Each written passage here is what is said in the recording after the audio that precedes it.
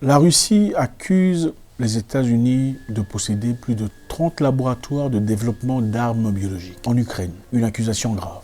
Ils auraient trouvé des éléments et des documents incriminant de manière flagrante les États-Unis de l'Ukraine pour le développement des armes chimiques. Une accusation très grave, directement rejetée par le pays de l'oncle Sam, disant que c'est complètement absurde. Le porte-parole russe dit que l'une des raisons, parmi beaucoup d'autres d'ailleurs, de leur présence sur place, c'est de neutraliser les laboratoires de développement d'armes chimiques. Pour ceux qui savent, les armes chimiques sont interdits pour usage, même en guerre. Donc c'est-à-dire, il y a des lois établies sur comment on peut tuer les gens. On ne tue pas les gens n'importe comment, même pas pendant la guerre, sur base des contrats signés par les nations depuis très longtemps. Alors, quelles sont ces armes? Les armes biologiques sont des armes qu'on peut utiliser en le remplissant de toxines, ou des pathogènes, ou des bactéries, ou d'autres choses de cette sorte, de façon très stupide de le dire. Ce sont des armes qui, quand on utilise, peuvent tuer des gens à travers des infections. Et imaginez-vous, au lieu de vous tirer une balle, on jette un truc là, une bombe, et ça explose, et les gens tombent malades. Ils sont peut-être incapables de respirer, comme...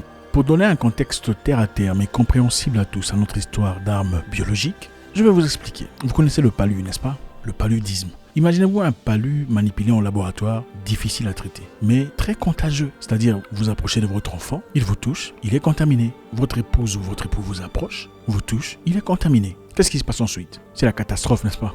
On pourrait faire ça avec beaucoup d'autres maladies. L'Ebola, la tuberculose et les maladies sexuellement transmissibles.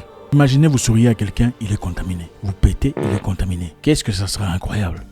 Dans un continent où beaucoup de personnes travaillent malgré les conditions et les restrictions. Avec une bombe biologique, il suffit simplement de la balancer quelque part. Même pas en ville, quelque part en forêt. Et si vous respirez, vous aspirez, vous inspirez l'oxygène, vous êtes contaminé. Voilà le danger, de manière très banale, des armes biologiques. Les dégâts et atrocités qu'elles peuvent apporter vont de loin au-delà de la bombe atomique. Pendant la Première Guerre mondiale, les Allemands étaient les premiers à utiliser des bombes à gaz, c'est-à-dire leurs ennemis n'étaient plus obligés d'être tirés par balle. Il suffisait de bombarder ou de tirer par gaz et puis le feu, simplement d'inhaler, de respirer l'air, commençait à vous tuer. En 1925, on a à travers la Convention de Genève interdit l'utilisation des armes biochimiques, c'est-à-dire vous allez vous tuer quand c'est nécessaire, mais ne vous tuez pas de manière vraiment cruelle, quoi. Pendant ce temps, les nations avaient toujours ces armes bio, mais ne les utilisaient pas. Ils pouvaient par contre garder, stocker, protéger leurs armes chimiques dans leur stock sans pour autant l'utiliser. Ça ne sera qu'en 1975 que le président Nixon des États-Unis retira officiellement les États-Unis du stockage, du pilage,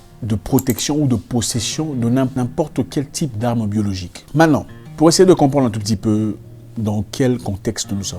Évidemment, les États-Unis ont rejeté l'information. La représentante américaine disant très récemment, dans une conversation très intéressante, que les États-Unis n'ont pas ou ne sponsorisent aucun laboratoire en Ukraine, aucun building de production d'armes biologiques. Et elle rajoute aussi qu'elle ne serait pas surprise.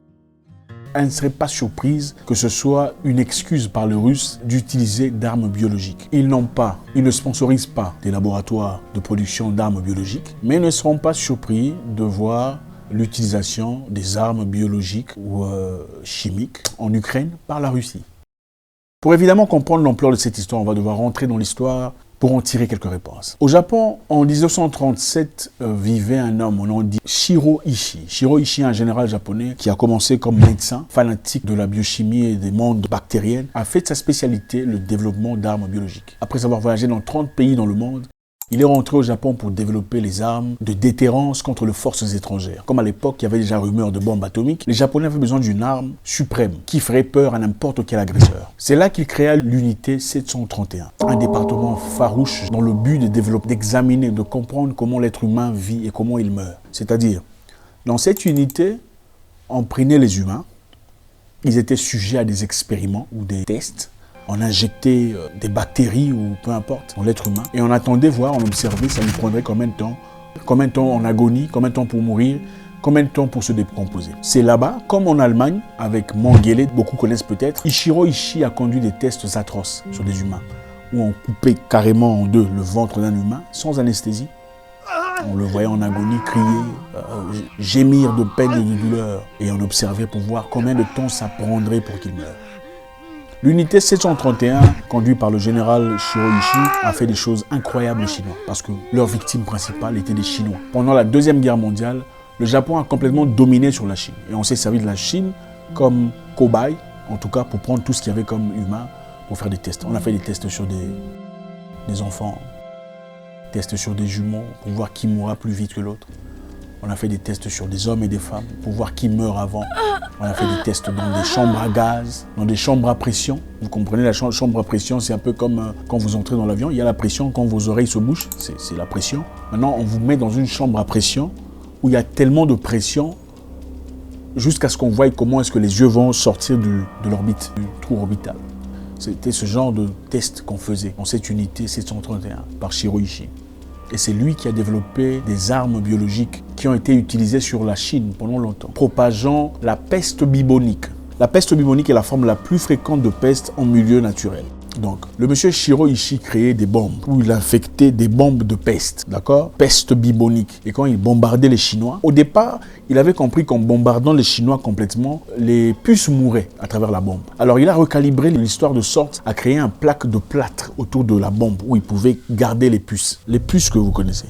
Les puces infestées par la peste bubonique. Et quand il explosait son histoire, ça n'explosait plus sur la terre. L'explosion se passait dans l'air et ça propageait les puces dans l'air. Et tout celui qui était infecté par cette maladie mourait de manière atroce. Mais malheureusement, il ne pouvait pas gagner assez de données pour avoir une véritable réponse sur le nombre de morts parvenus à travers cette infection. À la fin de la Deuxième Guerre mondiale, beaucoup de membres de l'unité 731 étaient arrêtés.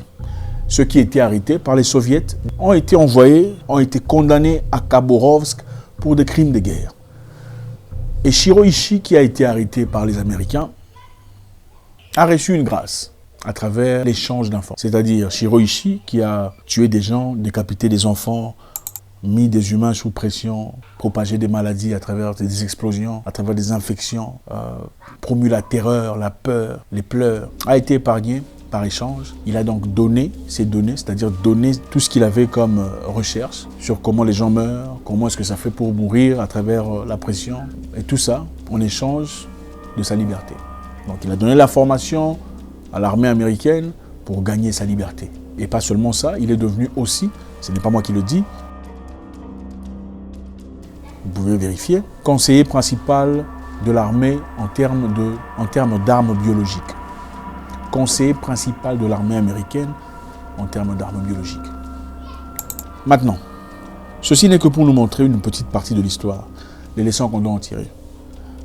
La Russie est-elle en train de mentir à propos de ces découvertes? Ils ont dit qu'ils ont découvert des dossiers incriminant les États-Unis sur cette histoire d'armes biologiques. 30 laboratoires seraient opérationnels ou auraient été opérationnels en Ukraine avant leur arrivée. Des laboratoires qui seraient détruits juste avant l'arrivée des Russes par des Ukrainiens. Mais aussi ce qui est contradictoire est que comment est-ce qu'on a pu détruire les laboratoires? S'il y en avait, on a laissé les documents incriminant la présence des Américains et de ces dits laboratoires. Difficile à vérifier comme information. Qui dit vrai? La Russie ou les États-Unis? Ou c'est simplement une raison qu'on avance pour justifier son attaque, comme on l'aurait fait d'ailleurs dans le passé à propos de Saddam Hussein, disons qu'il développait des bombes biologiques qui pourraient tuer des millions de personnes. Shiroishi a tué 500 000 Chinois à travers son développement, ses multiples développements d'armes biologiques. Alors qu'est-ce qui nous protège aujourd'hui de ces armes biologiques? C'est-à-dire, c'est facile, on peut développer une arme, avec l'intelligence qu'on a aujourd'hui, on peut facilement développer un truc pour aller, au lieu d'aller mourir en guerre, juste jeter un machin là comme ça qui explose et tout le monde par terre, quoi. Ou attrape une maladie horrible comme l'Ebola ou un truc comme ça. Pourquoi on ne le fait pas? Parce qu'évidemment, après concertation, on a décidé, en tout cas les grands pays démocrates, entre parenthèses, ont décidé de signer un accord en 1975, la BWC, interdisant à chaque pays, à n'importe quel pays, de posséder d'armes biologiques. Vous pouvez avoir des balles, des explosions, mais pas d'armes biologiques. Pas d'armes qui peuvent tuer des humains à travers leur intérieur, à travers leur organisme, à travers des bactéries ou des infections virales. C'est un peu comme si on se disait, bon, on peut se battre, mais on ne se fait pas de coups bas. Logique, n'est-ce pas? Armes biologiques ou pas, la guerre n'a jamais été favorable à qui que ce soit. Et je pense que tout ce peuple mérite la paix. Une paix qui d'ailleurs manque à beaucoup de personnes aujourd'hui.